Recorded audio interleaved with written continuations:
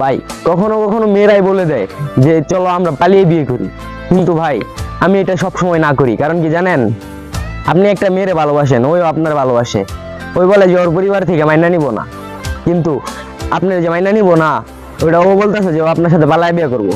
কিন্তু ভাই এই ভালোবাসা যতক্ষণ থাকবো, যতক্ষণ আপনি ওরে ধরে রাখতে পারবেন আপনি ধরে রাখবেন, কিন্তু যখন আপনার নামে একটা মামলা করে দিব ভাই, তখন মেয়ের একদম মুখ দিব, দেখবেন আপনার নাম ইতিহাস সব বইলা দিতেছে, আপনি চিনেও না।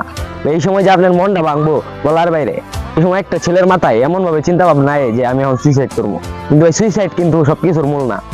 ভাই ভালোবাসেন আপনি, তারা এক সময় দেখা দিবেন যে আপনি তার ভালোবাসার জন্য কি করছেন।